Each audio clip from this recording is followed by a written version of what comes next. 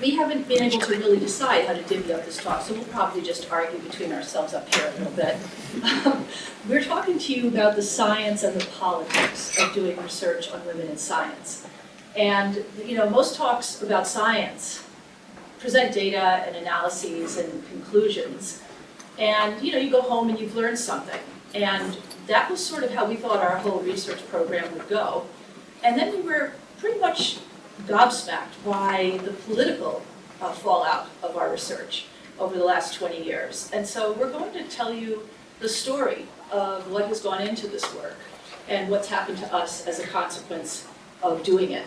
We thought it would be an interesting kind of thing for you to all think about in terms of what it means to be a scientist and to want to ask a question in the world we live in today, in which politics is really encroaching upon science, and politics is in some cases determining what conclusions we're allowed to draw.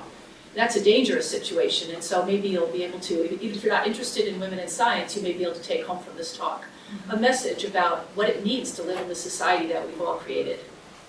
Yeah, our story begins about 19 years ago. Some of you probably remember when the then president of Harvard University, Larry Summers, was invited to give a presentation at the National Bureau of Economic Research in Boston. And he opined about the underrepresentation of women in certain fields of science and mathematics. And this produced a firestorm reaction that eventually cost Summers his position as president of Harvard University. So I was co-editor of a journal at the time that commissioned what's now called adversarial collaborations, where you bring together people on a research team who feel very differently about a topic, and give them the resources to spend a year working out their differences and producing a resolution, a white paper. So that was the goal of the journal. And so when Summers caused this brouhaha, the editorial board and my co-editor said, this would be a really good topic to commission for the journal. Bring together people who feel differently about women in science or sex differences in mathematics, and give them a year to work it out. So we commissioned the most eminent half a dozen people, as well as a neutral seventh person, and one of them happens to be sitting in the front row, Camilla Benbow, who's going to be the subject of the distinguished interview tomorrow. And so the 6 people and the leader met, and they quarreled with each other, and they didn't seem to be making much progress. And so the leader called me, and she said, I'm not sure that we're going to succeed in this. The two sides feel very differently. They're arguing with each other. They're not agreeing on a lot of the basic definitional issues and so on. And I asked her to keep at it and keep the group working together, and she tried that. And then she called me sometime later, and she said it's just not working. And I swapped her with another person to take the leader role.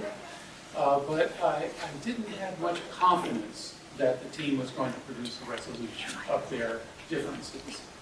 And so I said to Wendy and a third colleague who feels quite differently from Wendy and I, why don't we do this ourselves? We have no background in gender differences. We're all cognitive researchers, never studied sex differences. And I said, let's roll our sleeves up and spend a year getting into the literature, and it'll probably be more doable for us because we don't have a track record to defend. So we did that. Wendy and Susan Barnett and I launched into this really intense period of about 18 months, reading everything that we could find on sex differences in mathematics and science. And then, lo and behold, as we were wending our way toward some resolution of the differences in this area, I was informed by the leader of this initial group that they in fact did complete the task. And they delivered a white paper, and a very highly cited, eminent paper since. If you read it, it's not, they haven't really resolved all their differences. They resolved some, and then there was a lot where one side felt this way and the other side felt that way. and their report chronicled that. But since Wendy and Susan Barnett and I had done this other study, we said, it's very different from the one that the original team did, so let's publish it. So we submitted it to a journal, a very good journal, and as a cognitive researcher, I think we were all surprised by the reviews. First of all, there was a large number of reviews. Typically, the journals we deal with get 2, maybe 3 reviews. We were getting 5, 6, and 7 reviews on our work, and the reviews were just diametrically opposite. Some loved it and some hated it, and you could just see the socio-political, ideological current running through the reviews. Which brings us to a quote that perhaps some of you recognize, one of the 100 great works of English literature of Charles Dickens, Tale of Two Cities. I think that this quote sums up what then happened with our research for the next 19 years. So I leave that there for you to ponder while Steve finishes his story, because it was an emotional experience as well as a scholarly one, and it was an unexpected emotional experience that led to really an acknowledgement on our part that it wasn't even possible to always do science in a fair and open way in our society, and that results were being tabled and file drawered just simply because there were people in power who didn't want to see them published, regardless of how good the quality of the evidence was. So, yes. So, at any rate, we're going to talk about the dominant narrative that we sort of were swimming against in a minute. But here's an outline of our talk today. So we'll first tell you what the dominant socio-political narrative is when it comes to gender studies. Domains in which the scientific empirical evidence supports the dominant narrative, domains where it does not support the narrative. We're going to focus on tenure-track hiring sex differences for a couple reasons. First of all, it's the most active area of research, but more importantly, it's the most important domain. If you don't get hired, none of the other domains matter.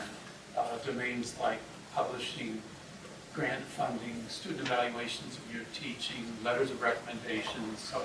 So we will focus on hiring. And finally, we'll talk to you a little bit about the socio-political fallout of doing this kind of research.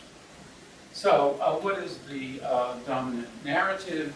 And the dominant narrative Claims, something that you're all aware of probably is claims that gender bias against women, disadvantaging women, is omnipresent in virtually every facet of the modern academy. No one's suggesting that there wasn't historically gender bias in every facet of the modern academy, but the key is today, what are we facing? And the dominant narrative is in everything: hiring, promotion, authorship determination, grants, awards, journal acceptances, salary, teaching evaluations, awards. There's always the view that is kind of just omnipresent, that diligent, grindstone female team players are bypassed in hiring. They're bypassed for authorship, for awards, for promotions, for grants, and so on, in favor of testosterone-laden, agentic men who are more brilliant than the women. And this is, you may say, you're going to laugh and think it's silly, but we're going to put about 1 million quotes for you to just read yourselves. We won't even read them to you. Oh yes, go to the next one. All right, oh yeah, we just threw that in there. Threw a couple of cartoons in just to keep it light before we get into the eviscerating quotes. Yes, this one, I like this one. Your first rate, but we gave the promotion to Phil based on his inexplicable self-confidence, illusory leadership qualities, and dynamite last quarter testosterone. Okay. So, examples of the dominant. The dominant narrative. Helen Shen in Nature in 2013 published this chart, which, as you can see, the top part shows that these are based on National Institute of Health data in the United States. Much, but not all of the data we'll be sharing with you today is U.S. data. She shows that women are less likely to get their grants funded, and when they do get their grants funded, they get less money for their grants. And the bottom part of the chart, she reports what is a very common assertion, which is female professors at American universities earn 18% less than male professors. that number 18% comes up over and over again, not simply quoting the same source, but analyses done every 2 years by these gold standard groups like the American Association of University Women, continually come up with somewhere between 17.6 and 19% gender pay gap. So you'll see that over and over again. We're now just going to put up a bunch of examples of the kinds of quotes that are omnipresent. Just take a minute Yeah. and skim these, because once you get two senses. One, what the claim is. And two, take note of the sources, because these are the most elite scientific sources. You'll see Science Magazine, Nature, PNAS, National Academy of Sciences, et cetera, et cetera, et cetera. And we did this for a reason. So I'm just going to ask We're this. going to drown you in just a few. Yeah, there's like dozens of these. Just take a gander at them. You'll get the point real fast.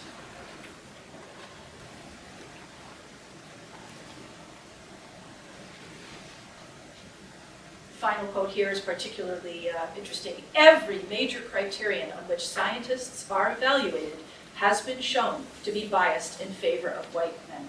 It's a pretty extreme statement.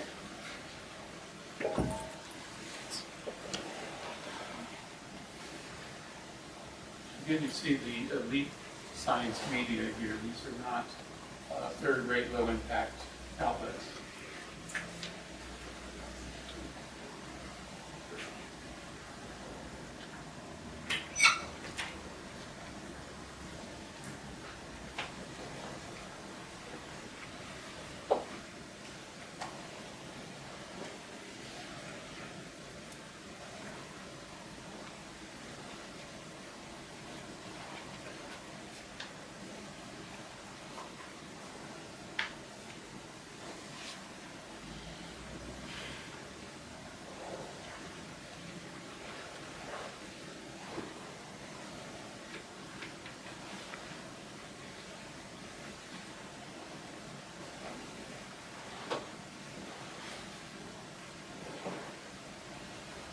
So this was the group after we took out the 90% of the quotes that we couldn't fit in the talk. Yeah, We could go on for an hour. We literally This could is- give you dozens just like that. You almost never see a counter In the elite position. science media that keeps repeating this claim that if you have an equally accomplished male and female applicant for a job, the male wins out.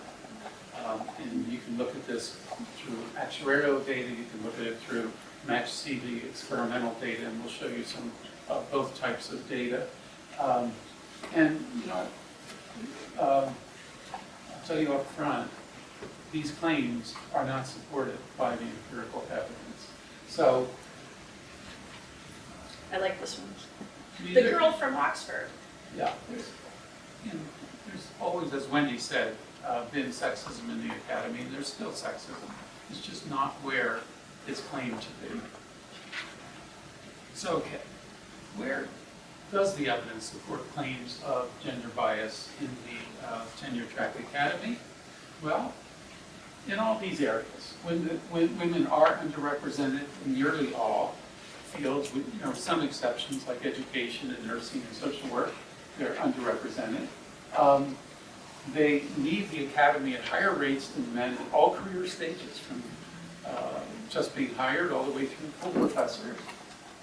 There are proportionately a third fewer women at the top institutions than you would estimate randomly from just their fraction of PhD holding. Teaching evaluations appear to be harsher for women than men. We say this with some qualification. It's a very muddy area, but we tilt toward that. European grants are harder for women PIs than for males. Women faculty are under-remunerated. The Helen Shen 18% is wrong. It's closer to 3.6%. That's still concerning, but it's not 18%. You might say, well, maybe there are productivity differences, and that's why there aren't as many women at different stages in the tenure track academy. That doesn't explain everything. There are fields that, where that's been studied very closely, and there's still quite a lot of variance down, by gender that's not explained by gender differences in productivity. The Matilda effect, where work done by men is viewed as more valuable than comparable work done by women, and the reverse Matilda effect, where the more women that work in a field, that field becomes devalued in prestige. There's some empirical evidence supporting both of those. So these are all areas where the science does support these claims. But there's the most important areas, and these: tenure track hiring, getting grants, journal acceptance rates, getting prestigious awards, letters of recommendation, salary, and so on, are not supported by the scientific evidence. All the claims that I've just made, where there's evidence supporting and there's evidence that does not support, the evidence was laid out by Wendy and I and ShuCon almost a year ago to the day in the journal Psychological Science and Public Interest. And it goes through all the evidence, the meta-analyses, et cetera, that we ran. And you all can obtain this free of charge. It's an open access publication.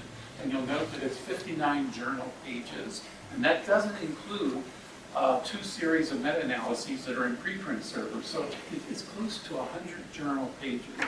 So obviously in our talk today, we can't scratch the surface of that. But again, we encourage you to download your own copy and go through the evidence that we went through to come to our conclusions.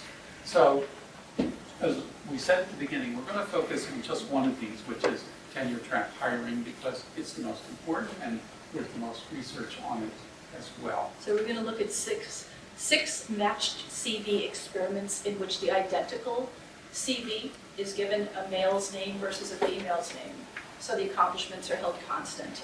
It's a really good source of data to evaluate how people are evaluating the It's a really good source of data to evaluate if you come to certain conclusions. And then we're going to look at large-scale statistical analyses of actual tenure track hiring, so actually who's been hired in the United States and Canada, et cetera. And then looking at institutional hiring records, past analyses of who was hired. Yeah. So We'll just go breeze through this pretty quickly. Yeah. So in contrast to the media claims, 5 out of the 6 experimental matched CV studies did not find preferential hiring of women. The only study that did is an older study. Only one found preferential hiring. I'm sorry. 5 out of the 6 did not find preferential. Sorry. And there's one study that did it. He'll get to that in a second. Yeah, so okay, here's an example. This is a study Wendy and I published in 2015 in PNAS. And there were 871 faculty across North America. And they were given, one of the experiments was a between subjects design. So some faculty got the CV that had a John Smith name, and others got the identical CV, and it had a Jennifer Smith name on it. And the red and orange bars are where the CV is a woman applying for a job. And the, whatever that color is, blue and purple, is where a man is applying for a job. But the CV is identical. Same publications, the same referees, the same institution where they got their PhD, etc. They're identically accomplished. And you can see in every field you look at, biology, engineering, psychology, economics, when the CV had a woman's name on it, it was rated higher. It rated more competent, more hireable, and so on. And that, of course, is hard to reconcile with the dominant narrative that appears over and over again, saying when you do this, you find that women are penalized. And we found just the opposite, very large effect sizes, and it boils down in our data to a 2-to-1 ratio, that roughly 66% of competitions between a male and female with the identical credentials goes in favor of a female. Here's a, let me get it up here. Okay, here's a similar match CV study. This is a Scandinavian one by Carlson et al. And they had 775 faculty. And again, it's a match CV. And you can see in every condition, the vita that had a woman's name on it was rated as more competent and more hireable than the identical vita that had a man's name on it. And I'll read the quote from Carlson. I'm trying to read the quote from Carlson. We expected our survey experiment to reveal a male advantage. We also expected female candidates to have a lower return to children and strong CVs than males. Contrary to our main hypothesis, however, female candidates are perceived as both more competent and hireable compared to equally qualified male candidates. Furthermore, we find no evidence of a child penalty for men or women. And so, again, there have been 6 of these match CV studies since 1999. The very first study, Stein Price et al., is the only one that found a penalty for women. All the others found a strongly preferential hiring picture for women. The Stein Price is the smallest, and frankly, it's the weakest of the studies. The other studies are much larger. We looked at more fields. Stein Price looked at only psychology. And while the others can be replicated, I would challenge someone to try to replicate Stein Price. The methodological details are simply not there to do a replication of their study. But anyway, 5 of the 6 go against the dominant narrative in a big way. I told you that ours was essentially a 2-to-1 ratio in favor of females. Henningsen and her colleagues had a 3-to-1 ratio in favor of females. Others varied. The smallest was Carey, and it was between 5 and 12% favoring females, depending on if it was a non-binary female or not. But on average, the effect sizes are very large pro-female on these experiments.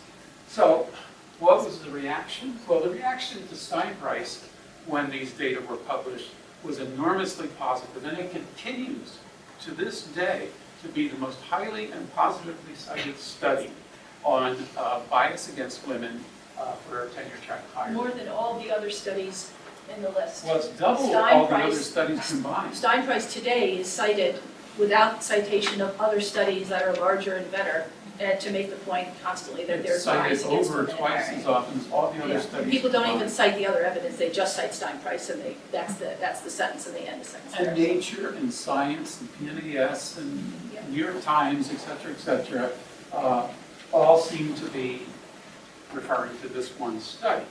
As these other studies started coming on board, a really interesting thing happened. You started to see criticisms of these studies that you didn't see with Stein Price. Specifically, they were criticized for low external validity. Because when you do a study like a matched CV experiment, nothing's at stake. You could virtue signal by saying, oh, yeah, I would prefer the woman. But you're not saddled with getting a weaker person in your department for 30 or 40 years. It's also low external validity because it's not how we actually do hiring in the academy. We do this by entire departments discussing and quarreling about a candidate after we've heard the candidate give a job talk and perhaps met with the candidate individually. So people said, you know, these studies are weak because the external validity is questionable. We never made that criticism of Stein Price. You know, even today I don't see that criticism of her work. But they made it every time the findings showed that women were actually given preferential hiring. So, fortunately, there's more than just matched CV experiments. There are also large-scale actuarial analyses, and in our paper that I said you can freely download, we go through a lot of these. I'm just going to show you 2 of them here. All of them accord with the data I'm going to show you. So the first data is from our 2023 paper a year ago, these, if you just want to focus on these 2 bottom lines, These are the fields where women are underrepresented, and they're abbreviated as GEM fields. GEMP stands for geoscience, engineering, economics, math, computer science, and physical science. These are the fields women are often grossly underrepresented. So in particle physics, they may only be 15% of the faculty are women, and may go up to close to 30% in economics. But what you can see is that the share of women hired as professors is commensurate with the share of women getting PhDs in those fields. Occasional aberration is good. Actually, in 2010, there was more women hired as professors than women that had PhDs slightly. But in general, they're very close lines. There's nothing like the claim that women are being bypassed for these actual jobs. Now, the important thing about these data is they're denominated by the total number of women who got PhDs, not the total number of women who applied for jobs. And this is important because in every country, US, Europe, that have been studied, women with PhDs are less likely to apply for tenure-track jobs than men with PhDs. And that is important because for reasons I'll show you, when you control for that, women are preferentially hired for tenure-track jobs. Let me just show you And you some probably data. would guess the reasons that women are less likely to apply. It's often having to do with family formation, following a spouse's career, wanting to have children, stuff like that. Yeah, I mean, yeah. we don't go into that, but we We have suggest. several publications about that Yeah. specifically. Yeah, I mean, you imagine a typical woman getting a PhD, and she might be 29 years old, and increasingly, in these Postdoc. STEM fields, 2 or more postdocs is required. They may be 2 to 3 year postdocs, and then at the end of that, to go on tenure track where you're going to wait 6 years before you're notified whether you have job security, you're talking about 40 years old. So it's likely that in a subset of women who are intending to have family formation, and they're looking at not being able to start that process until they're much older. So it's understandable why some women with PhDs decide to go into pharma or to government or part-time teaching or other things rather than trying to go on tenure track. But anyway, okay, so here's why denominating it by the number of people actually applies is important. These are data from the National Research Council. It's an arm of the National Academy of Sciences. It's a very august group of eminent scientists. And they studied 545 tenure track hires in the US. That was over an almost 5-year period from 1999 to 2003. They didn't publish these data until 2010. But in every case, you can see what happens is you can look at the number of women who got PhDs in a certain field, like in biology, say 45% of the PhDs in 1999 went to women. But only 26% of the applicants for tenure-track jobs were women. And that's true, as I said, not only in the US, it's true in Canada, it's true in Europe. I haven't seen any data yet where this is not true, that women are less likely to apply than men, if you're talking about PhD holders. But given that they apply, in every case, they're invited to interview and they're offered the job, more than the numbers would suggest if it was some blind process. So you might have 26% of applicants are women in biology, 34% of those hired are women. And again, that's true in every area. So it's a nice complement to the experimental matched CV data because we're showing you only one. I think we looked at 9 different studies in our paper, and they all had these same characteristics. If women apply, they're more likely to get hired than men. Again, you wonder how to sync this with the dominant narrative, which, if you remember, all these kind of quotes that say exactly the opposite. If you have identically accomplished men and women, men get the job. And that's only true with rare exceptions. So again, it's experimental data, and it's actual hiring data, and it's archival hiring data, all of which concord about women being advantaged in hiring, and yet you never ever see this. I mean, it's insane how the dominant media portrayals and what's published don't, in terms of discussions about women's situation. It's not acknowledged. So one of the things that we... So we're interested, actually, I'll just finish. We're interested in understanding where what you might call the miscalibration comes from. What is it about the world we live in today that has data on one side that are pretty robust and multifaceted, and then a portrayal of the situation that's so radically different and that has such implications? Because women being told that the career is biased against them may have a very substantial effect on women's desire to enter that career. I mean, if they knew their chances were better than men's, they might enter these careers in larger numbers even than they do now, especially in fields like computer science and engineering that we'd like to get more women into. But because they believe the biased narrative, because it's omnipresent and all the major places say it, I think some women are turned off by that. So it's an important question.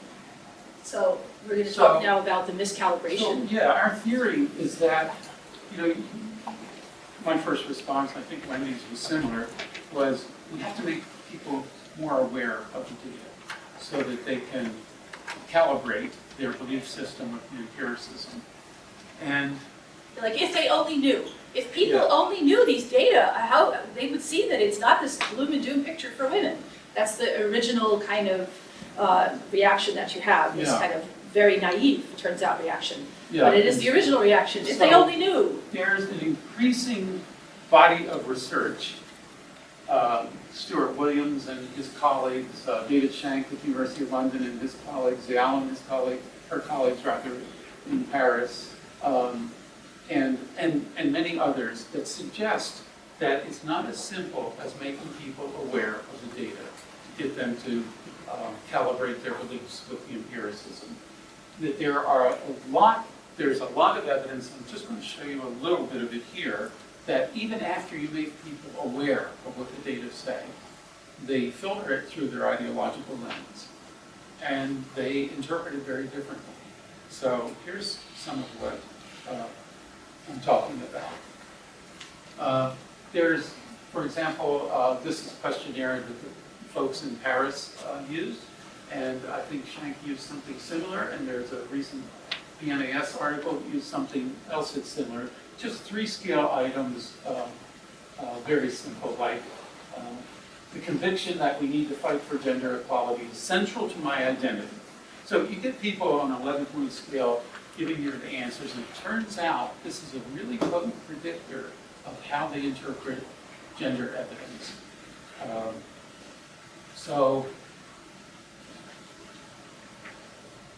This is a Steve Stuart Williams and his colleagues study where they present people a popular science article, and in one version it might say men have higher IQs than women, and the other it's the identical methodology and everything, because they women have higher IQs than men.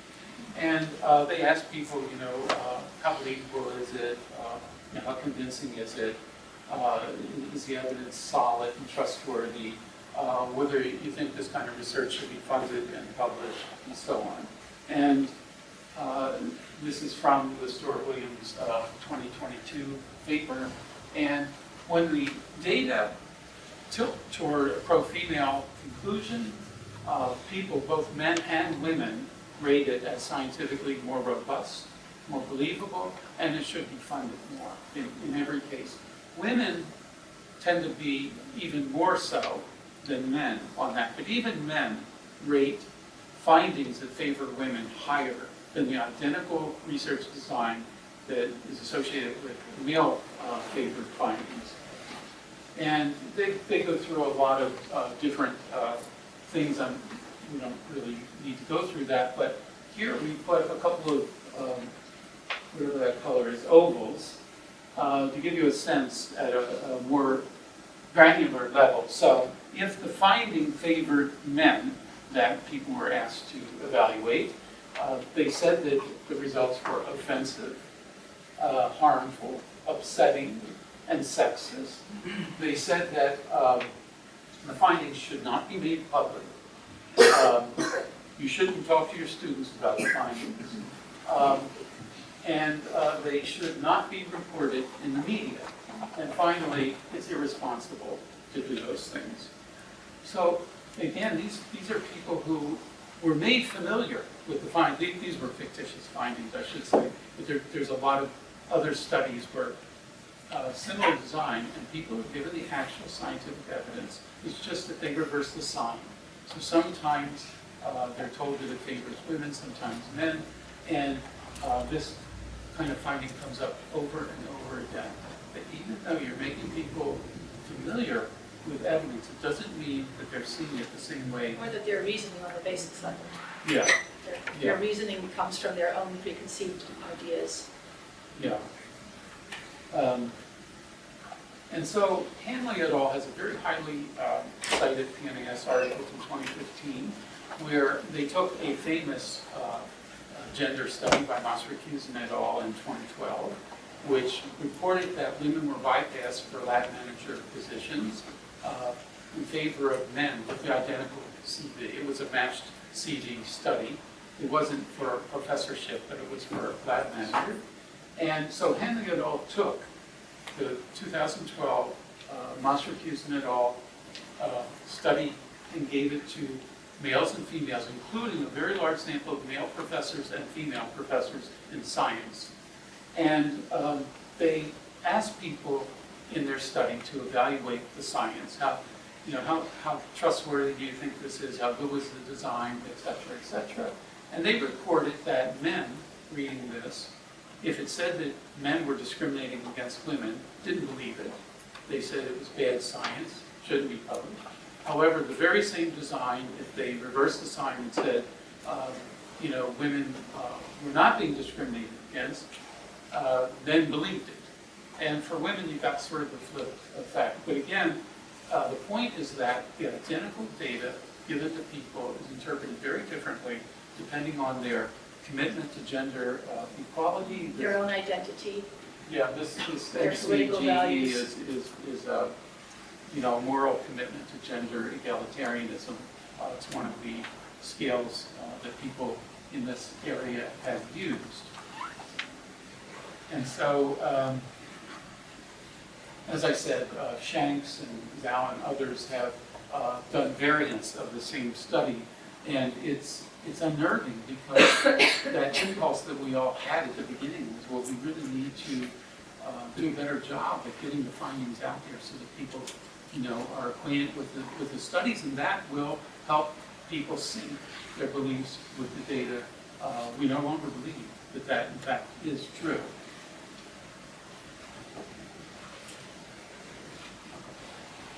So, Brings us to the point of the lack of viewpoint diversity in the academy, which is at the root of a lot of these issues. Because there's very little viewpoint diversity, we have a lot of diversity, which is a great thing, but we don't have much viewpoint diversity.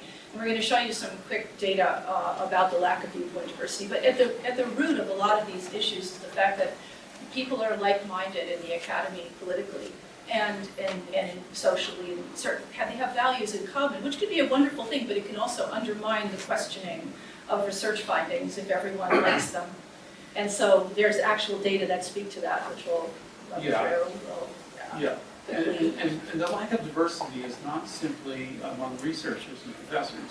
It's among students, it's among science journalists who write about this stuff. You're really getting one-sided presentations here. So starting with faculty, the faculty are not diverse. Students are not diverse. Journalists are not diverse. So, for example, these are data from Mitch Langberg. And they're data similar from Nathan Honeycutt and two other groups.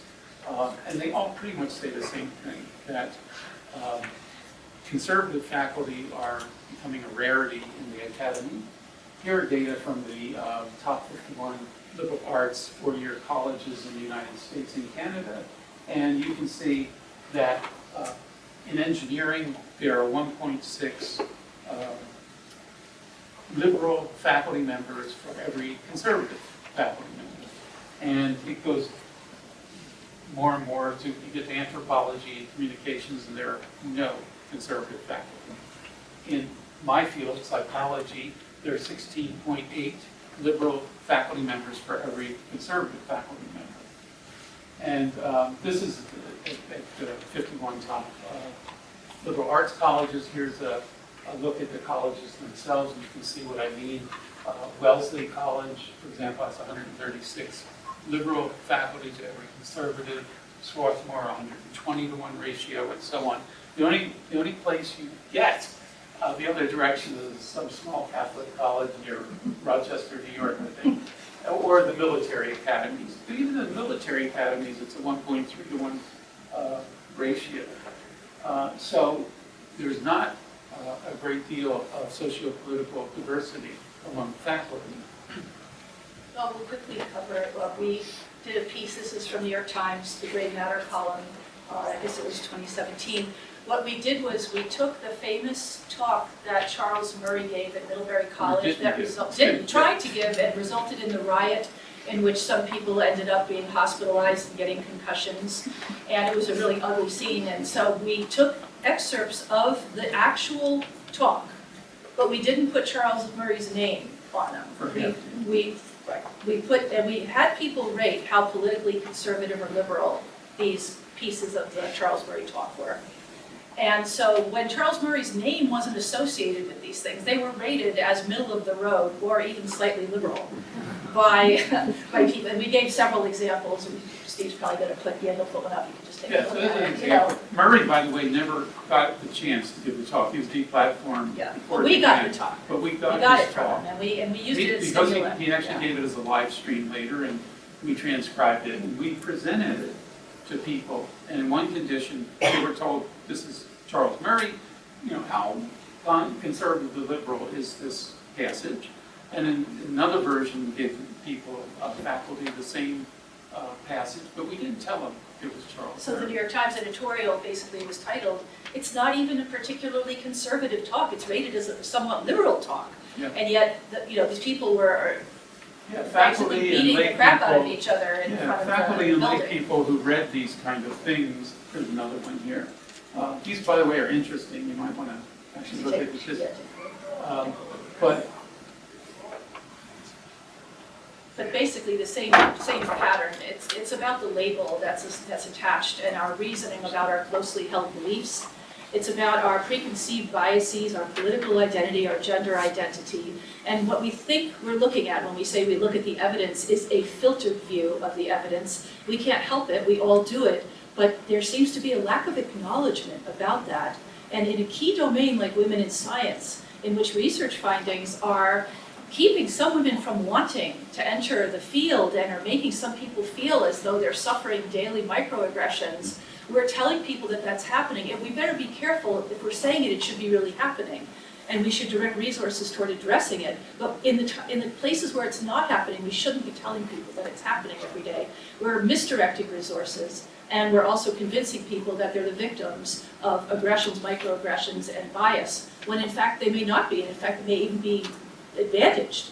And these things have societal costs, just like in what Mary's talked when she talked about the costs. Yes. So, I mean, I think the Charles Murray one, I mean, it was a small, cute study, but it makes the point. Yeah, I mean, ours was just. It makes the point. My colleague Yeah. Yuri Bronfenberger used to call it a bathtub experiment. It was just like an easy thing. But I should mention that Murray was invited to Middlebury not to talk about race and intelligence or anything like that. He was invited to talk about his 2012 book, which I think was called Closing the Gap, and it was an analysis, largely a statistical analysis of why working class white communities were falling into turmoil. They had higher divorce rates, higher drug usage rates, higher unemployment rates, more deaths of despair, like suicides. And Murray wanted to try to wrestle with that and figure out what was behind these white communities evolving this way. It had, again, nothing to do with race or intelligence. But of course, that's what people knew about him. So even though what he talked about wasn't about race and intelligence, people read these things and said, and we have lots and lots of comments, and people. Wendy's telling me we're talking too long. No, you're fine. Well, I wanted to finish. Okay. He gets excited when he gets into this stuff. He gets going. We want to get through the examples. Yeah. So okay. I think it's tomorrow or Tuesday. Corey Clark is giving the Constance Holden award lecture. And Be there. Aloha. yeah, and these data are from Corey's recent PNAS article where she and her colleagues surveyed, I think it was 470 or 80 faculty across the United States. And she gave them scenarios of research that had been validated, and some of these were politically very contentious things having to do with race, gender, immigration, abortion. And she asked them questions like, what would you do if someone was applying for a job in your department and had done that kind of research, or already was in your department and done that kind of research? And a surprisingly large number of people, certainly not all or even half, but a good fraction of people said things like, I would move to have their article retracted from the journal, even though there wasn't a question about its science. I would disinvite them from giving a talk. Fire them. I would fire them, Shame some would them on fire social them, media. shame, ostracize, and so on. And you can see the negative coefficients here. That all means that women were more than men, agreeing with those forms of censor. Women were more censorious than men. Younger people were more censorious than older faculty. And liberal faculty were more censorious than conservative faculty. And if you put it together, young liberal female faculty were the most censorious. Again, I'm not implying that my young female colleagues wanted to fire everybody that produced findings, but they were more tilted in that direction. And our next group is students, who are also not politically diverse and they lack viewpoint diversity too.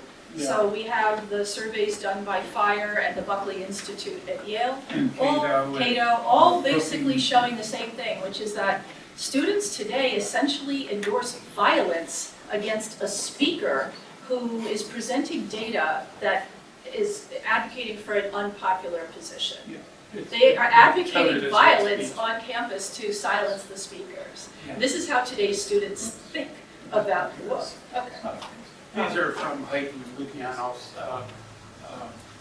data. The students believe we should not invite people who are going to, let's say someone wanted to give a talk saying that abortion had some negative ramifications. Just say, it's a position, maybe someone wants to collect data on that. A scientist should be allowed to ask a question, but no, not in today's students' eyes. If someone wants to give a talk and have a position that says that daycare isn't great for 6-week-olds or that abortion isn't always the answer for that, you better not try and do that, because the students today advocate violence and all sorts of other extreme measures. It's mainly conservative speakers being deplatformed on campuses. But it shows that students, as well as faculty, as well as the journalists, there's this lack of viewpoint diversity in these groups of people that is creating a bottleneck on what kind of things we're all hearing about what's going on in the world. A sizable chunk of undergraduates, this is, by the way, not only North America. I'll show you a story from Britain. It's also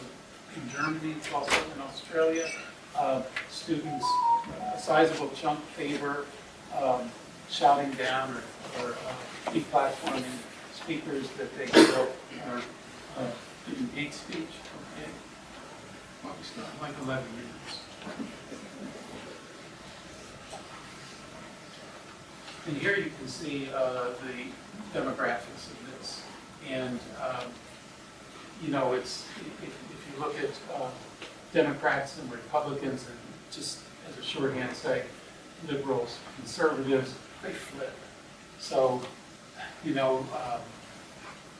Republicans much more in favor of free speech. Not surprising.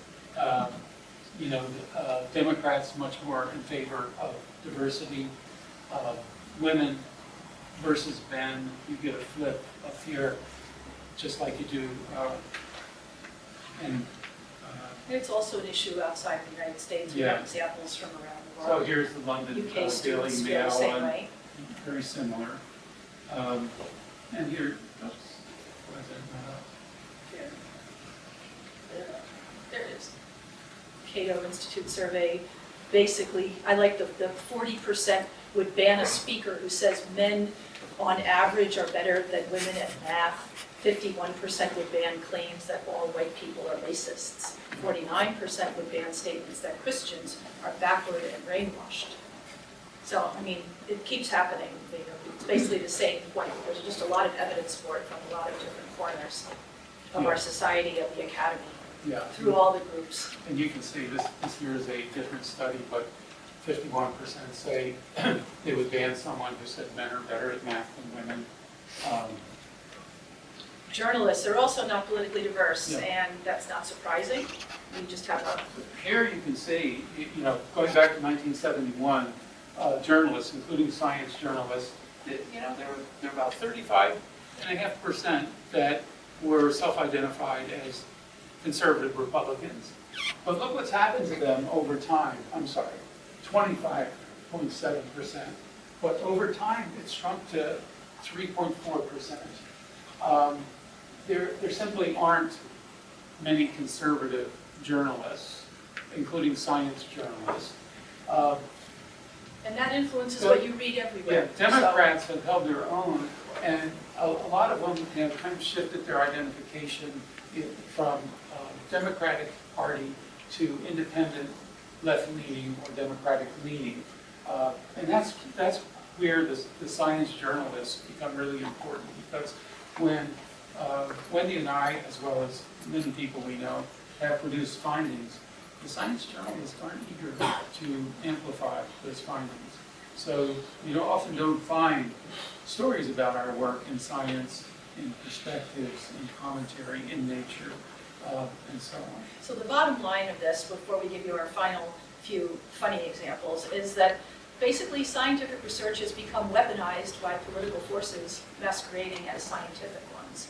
And that should concern all of us, whatever our views are, whatever side of the aisle we're on, however we feel about these things. The fact that what's being fed to us by all of these people is not the entire range of evidence should concern all of us. Whatever type of decisions we're trying to make in life, we should have all the available evidence. And we're going to close with a few examples of the vigilante responses to findings that don't fit the dominant narrative, because it'll give you a taste of why we opened with the Tale of Two Cities quote as portraying our life for the last 20 years. We were likened to a pair of crustaceans in print. This is us, and yeah, I do not believe a word of what passes as experimental research in psychology. I believe that the vast majority of psychologists and that vast majority of crustacean species have the same qualification to design experiments, the same ability to carry out research, and the same training in statistics to properly analyze the data. Psychology is not a science.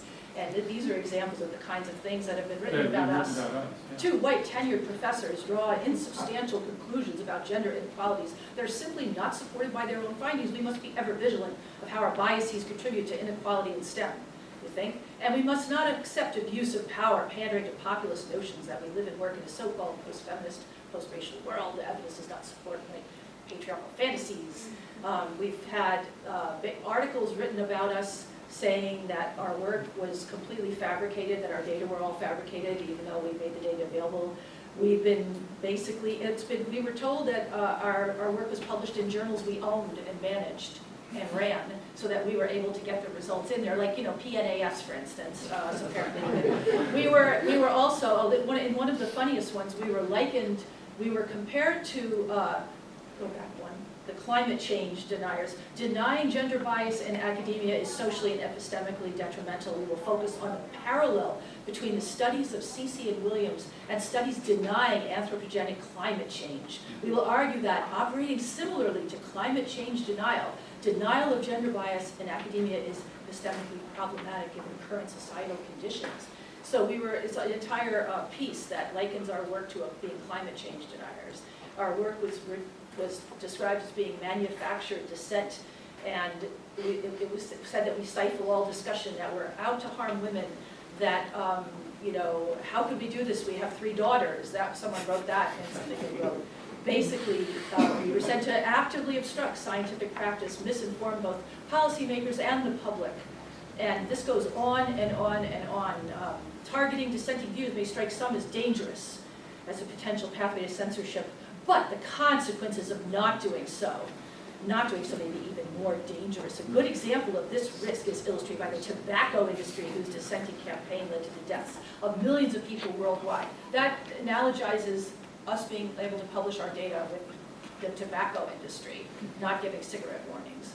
And so basically, we just put this in there. We often have like 8 reviewers on our stuff, and you know, we're put through hell to get anything published, basically. Oh yes, and we were we've been termed right-wing homophobes, which is just wonderful. Our children's godparents are a gay couple, and I was raised by a gay couple, so this personally was funny to me, and that we were secretly machinating to overturn affirmative action, and it goes on and on and on. And the bottom line of all of these things is that they try to stifle anyone who's publishing data that they don't agree with. And this would, as I said, it should concern all of us, regardless of what topic you all study, because it's happening across the board in other areas. This isn't the only area. They were using this word declassifying or dequalifying. What they mean meant was canceling us. So there's been these attempts to cancel us in all of our work. And yeah, we own the journal.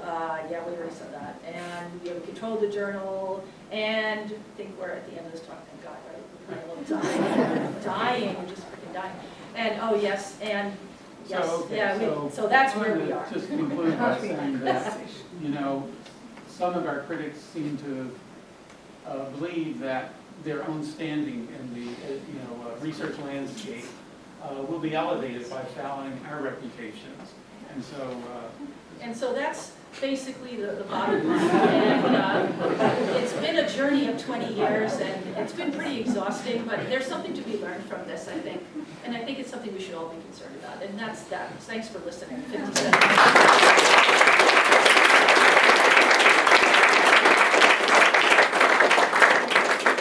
180 slides condensed into 57 minutes. You all need some alcohol. I'm sorry you've been treated badly, and as other people have often been treated badly, and I deeply regret that. But I'm going to try and rise to your level about methodologies. Should we stop anyone ever using these fake CV experiments? The reason is that it supposes that men and women would write similar CVs. Men's CVs might be very boastful and turn off employers. Women's might be more modest but get greater traction. I think we should look at the real data, and I'm sure you know about this, in which you take men and women's real CVs and job applications, and you anonymize them so people don't know the sex of the person writing. And in those circumstances, and the data is variable on which studies, there's some good studies there, women often get well supported for the way they've written things. In other circumstances, depending on the subject, a man would. So I think we've been fooled by this. There's a standard CV. People of different backgrounds, probably different cultures and different sexes, don't write the same CV. So we should make that methodological point loudly. It is a fake, and we should go to looking at real CVs, which have been slightly anonymized in various ways, to understand what the real differences And are. to So learn. plea for that as Yeah, a well, methodological That's we've really actually interesting. done both Yeah. sides of that. We presented the match CV. I disagree with you saying they should be abolished for the following reason. Under controlled experimental conditions, you can look at the operation of a variable, single variable, like what if I have on my CV that I have 2 preschool-age children? Does that matter? So you can look at things like that you can't do in vivo. But your point is one well taken. We have several studies, large-scale studies, looking at actual job letters and CVs and hiring outcomes in particle physics and in social science. We have So these are real job letters that These are are submitted by yeah. applicants. So we can have people blindly read the letters without knowing the gender of the applicant, rate how strong they are. Other people blindly look at the CVs, rate how strong they are, and then see if there's a synchronization. And so I take your point, and it is a... Also, the real-world variability that you're talking about that may to some extent sort on gender may have in it some wisdom that other people can learn from. So I like what you're saying for that reason. Yeah, I It's very an much important agree point, with because it's easy to obscure real-world variability in an experiment. And it has advantages, but it also has disadvantages. But I think that's very creative, actually. Thank you. I think we should take into consideration that times have changed. There was a lot of discrimination Oh, against yes, I got women. you, yeah. And the first matched CV study was in 1999. The others were around 20 years later. So I really thought they reflect the change. That Well, you know, there is a lot of change. The older women faculty here thought they could tell stories for hours about discrimination. Fortunately, this has changed now. But there wasn't much. Yeah, we ourselves said, well, maybe, for example, the Stein Prize, our data were collected, they were published in 1999, they were collected between 1995 and 1998. And so maybe that study stands out because there was more gender discrimination back then. However, the National Research Council data that I presented was collected in that same period of time. And it showed a very strong pro-female hiring bias, the same epoch, the same temporal period.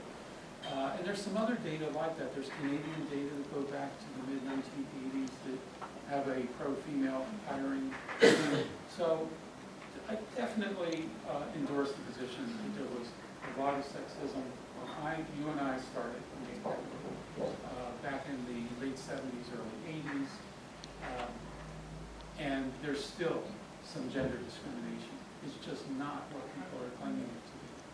And the second point may be the journalists, that there are almost no longer Republican journalists.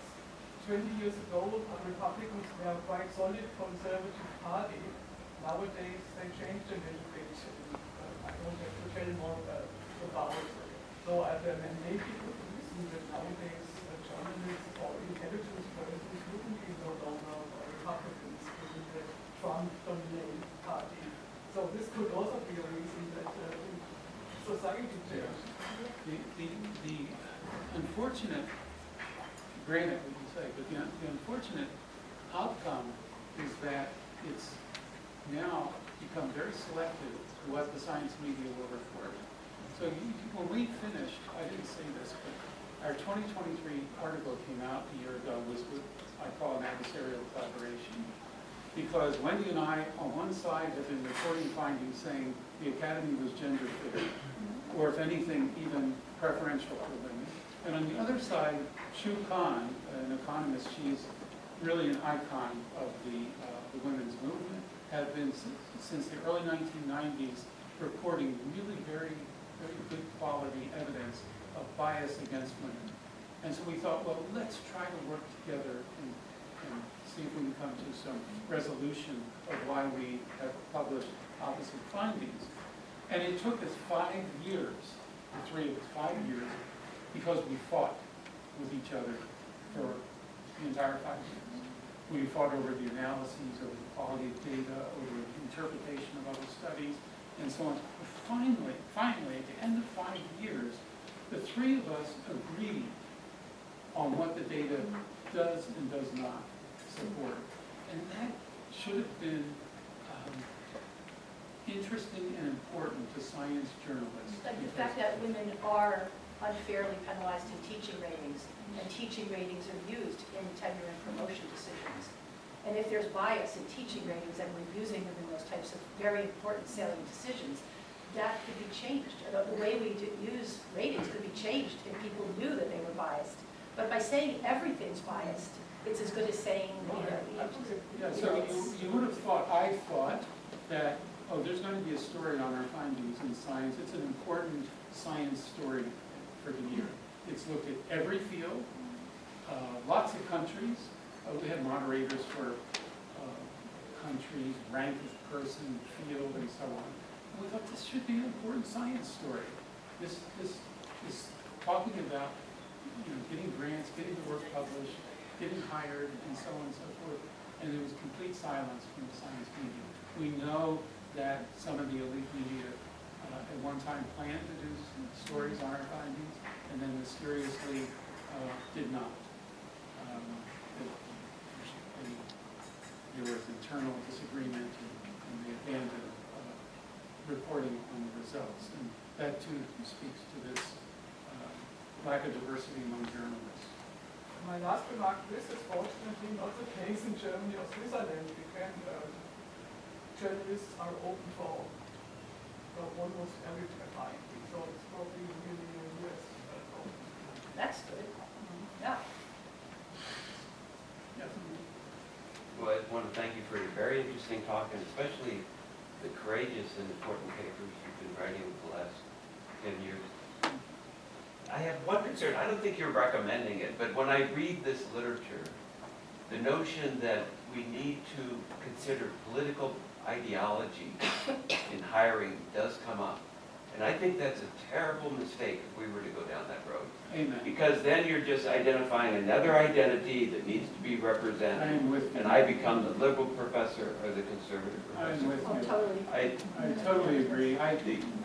I'm all for diversity in the academy, but not by those Labeling. means where Yeah. you're saying we need affirmative action for conservative professors. We need to preferentially. Unfortunately, I think the U.S. is going down that road now. We're getting conservative universities, and what to me, what seems a problem and what you've identified is an abandoning of basic scientific principles. Right, exactly. And Yes. E.O. Wilson, I don't know if James Lee is here, but E.O. Wilson has a great quote, and I'm going to paraphrase it, that he was blessed by having brilliant critics. And what we need is just like was illustrated in the previous talk. We need people to criticize and be open-minded about each other's approaches, because that's the only way science improves. And I think a lot of what happens in psychology today, if we don't have critics, it's very bad research getting published. The question I have, you have the adversarial collaborations, I guess. What do we need to do? Do you have any ideas about training students to be more open-minded? That to me seems to be fundamental. Not to bring That's this a up. lost cause. Right? Yeah. You know, students are, you know, it's lopsidedly. Well, you give that data there. We have advocated in our department for accepting students who've served in the military when they apply. Some come through community college and they're interested, and we've advocated because they provide meaningful viewpoint diversity when they've served for, say, 4 or 5 years in the military and they come in. They're very different types of students. We've tried to advocate for rural, poor, white students who went to weaker training schools, and for urban, poor students of color who have weaker, they represent meaningful viewpoint diversity, very Christian, sometimes conservative, and so it does tend to change the views of your student body if you can get some graduate students and you have these different kinds of views. There have been 2 studies, I'm sure know about them, where faculty, I mean, it's amazing to imagine faculty admitting this, but faculty admitted that they wouldn't hire someone who was ideologically opposite them. So conservatives wouldn't hire liberals, and liberals wouldn't hire conservatives. They wouldn't have each other on symposia. They wouldn't fund each other's grants. It's shocking, but one was Honeycutt et al., and the other was a 2012 one. I forget the author's names, but it was shocking to me that faculty would actually admit openly that I won't hire a Christian conservative faculty member, no matter how good they are, or I won't hire a left-leaning liberal if you're conservative. That's sadly where I think we are in the academy. You know, it's a monoculture. Would you take That, you know, that's, we were talking about this, I think, with David at dinner, weren't we? Back when I was in college, it was the Vietnam days, and, you know, we had protests on campuses all the time, and we razzed each other, you know, you're a commie, or you're right-wing nut, or whatever. But at the end of the day, we dated each other. We, at the end of dinner, after arguing with our parents, we patched it up. That's over. That's not today. I can tell you, my students, and we know people like this. We know a couple, for example, where the woman broke up with the man because she found out he was a Trump supporter. They're just not crossing those lines now. And these days, political polarization is the single most dominant force in our society, and it's only getting worse. So, I think one of the approaches to this, when we talk about intelligence research, of course, has similar problems. There are very few undergraduate courses on intelligence. The only exposure most college students get is in an introductory textbook. And we know from Russell Warren's work here that many of those textbooks present erroneous concepts, or at least give equal weight to the erroneous and non-erroneous concepts. And it's very difficult for people in this room at universities who want to teach a course on intelligence to get it through oh yeah, all it's the dangerous. approvals that are necessary. Yeah. Also, when it comes to sex differences, Same thing. I decline to say gender differences. When it comes to sex differences, the only exposure most students get are in courses where data is at best optional Yeah, and one-sided. and one-sided. Absolutely. So the long-term solution, if there's ever going to be a solution, is to teach the data. If they only The whole knew, range of the data. I think is the title of your next book. If they only knew, Rich, get all the data. I couldn't agree with you more. Was it Doug Detterman published a survey, you know, 10 years or so ago, showing we're not teaching intelligence anymore. Everyone's terrified if you're pre-tenure or If not a you're- full professor. If you're it's teaching against the intelligence and you get into individual or group differences, You can get trouble. fired. You can really get, One student makes a complaint to the dean about something you say, and your life is in the crapper, let's be clear. That is just, at least in our university, it only takes one student making one statement in an email to that anonymous website, and now you're called in for all sorts of, hearings, you have to defend yourself, and they just basically make your life a living hell. And so the punishment is so severe for teaching the range of the data that now people don't want to do it, because essentially it's not worth the trauma. And that's exactly the point, right? That's making it that traumatic is why I it's. have two daughters in this room, they're sitting right there, and they both graduated from Cornell as psychology majors. And I dare say neither of you ever took a course in intelligence, is that right? I took Bob Sternberg. Never took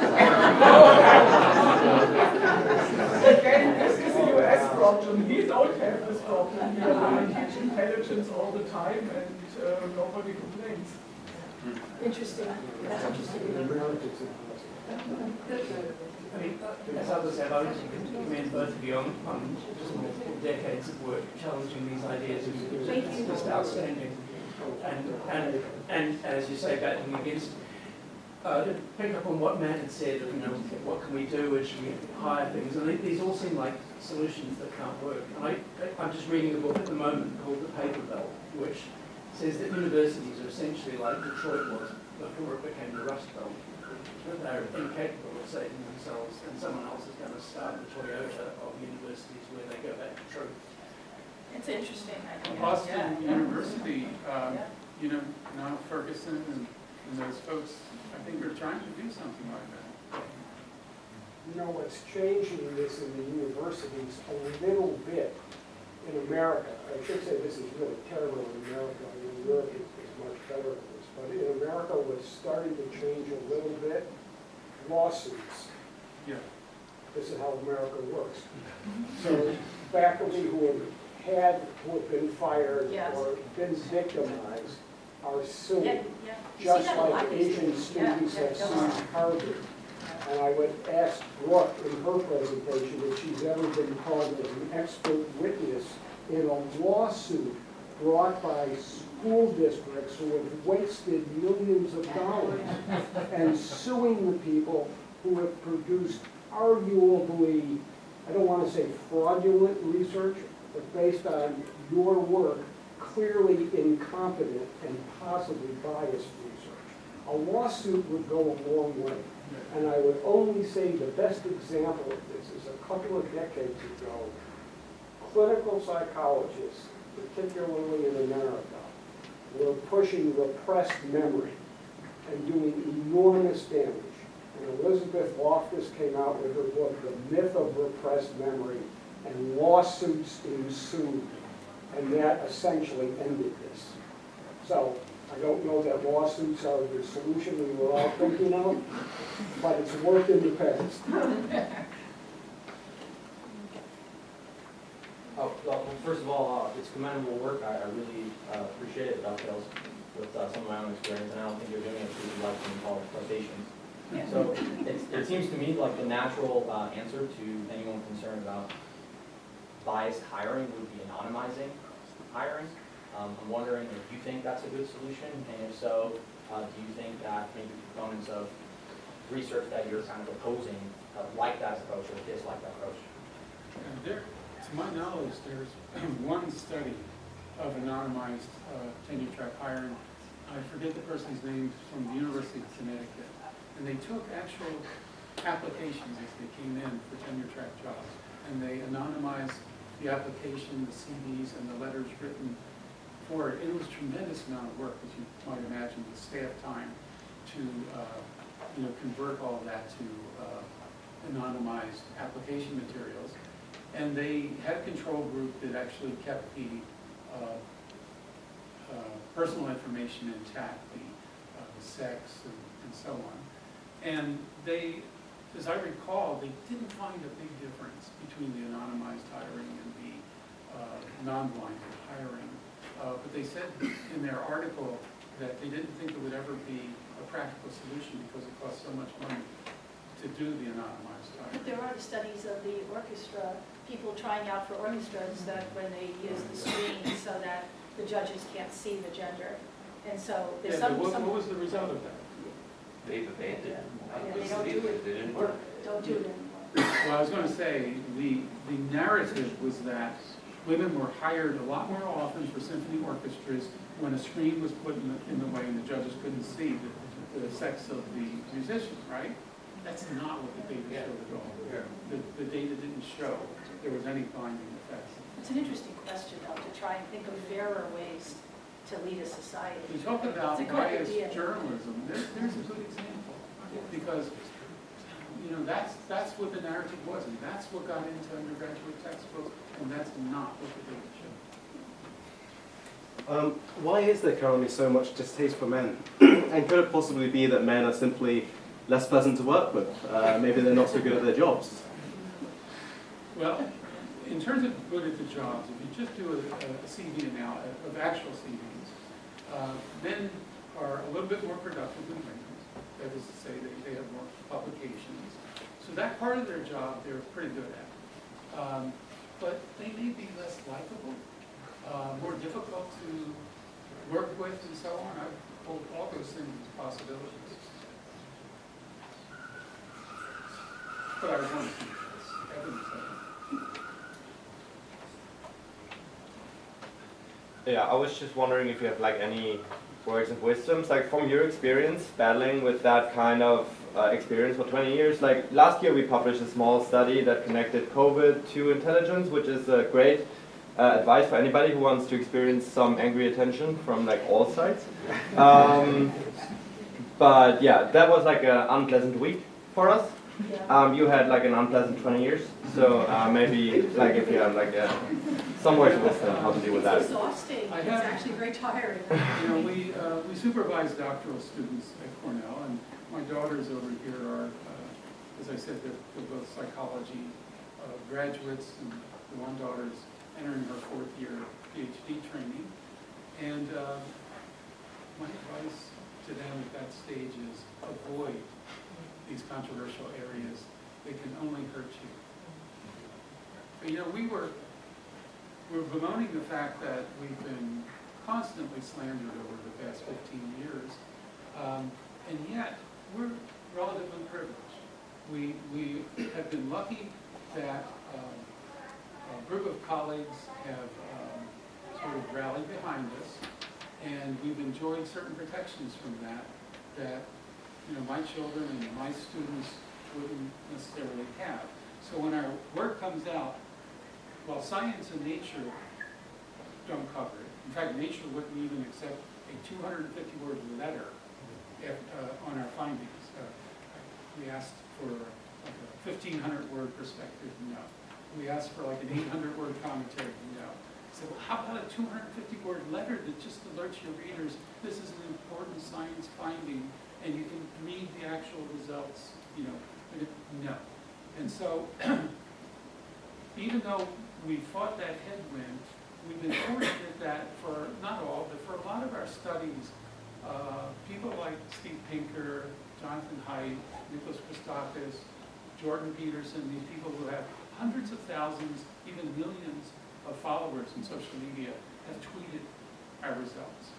And so we're fortunate and privileged that our work has gotten out there despite what seems like an embargo from the elite science news media. And so my children, my graduate students are not likely to slot into that kind of protection. When you're examining faculties, that's a pretty intelligent group of people. So, I mean, you've got this highly intelligent group that's not very objective. Is it of any value to look at other things like personality traits, such as what Brooke was pointing out, grit, openness, neuroticism, things like that? Might that give a hint to? Very well, I mean, very well could. We haven't done that. I'm not sure of anyone who has. Political ideologies have been studied, and that's a predictor, but personality characteristics can very well be some proof there. Yeah, and also looking at covariance with the men and women who apply for faculty jobs. Yeah. At that time, it might, yeah, I think it's interesting. Yeah, I mean, people have looked at things That like specifically. the institution where they did their training and stuff like that.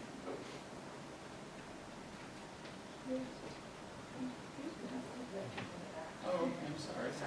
Sorry, people in the back, they're just Fantastic talk. I'll just stand up so I can project better. I think you point to something that's really, really concerning, particularly in the, excuse me if I mispronounce it, Zhao 23 study. What we all want is to live in an equitable and fair society. It's extremely troubling if wanting to live in a fair society seems utterly orthogonal to something else that we all want, which is to be recipients of the truth and to promulgate the truth. And the worst possible world is if the more we want fairness, the worse we are at accepting or listening to the truth. And I think Matt's suggestion that student training would help is really disproven by the fact that the faculty themselves are just as likely to slip into what looks like a very ugly combination of wanting equity, but it looking very close to totalitarianism. You've been talking here about sex differences, but we have a raft of even more difficult subjects that are going to be coming down the pipe in the science that's facing the students who are here now.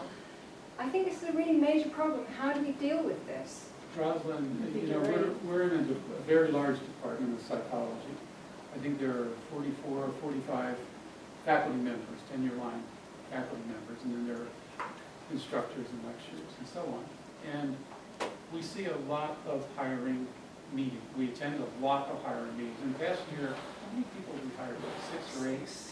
I mean, we hire a lot, and so we sit in on a lot of faculty meetings about job applicants, and it's disheartening.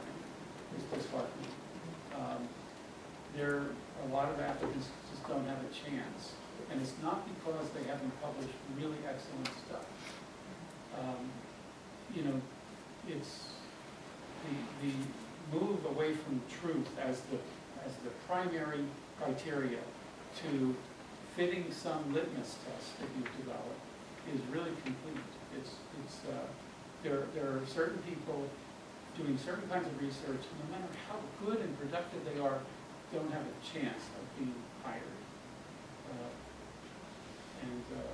I don't see in the foreseeable future that changing. Sad as that statement is. And what happens when it's not simply psychology, but it's heart surgery or medicine or anything that we require to build a productive civilization? Yeah, one word. Yes. Good point. Thank you.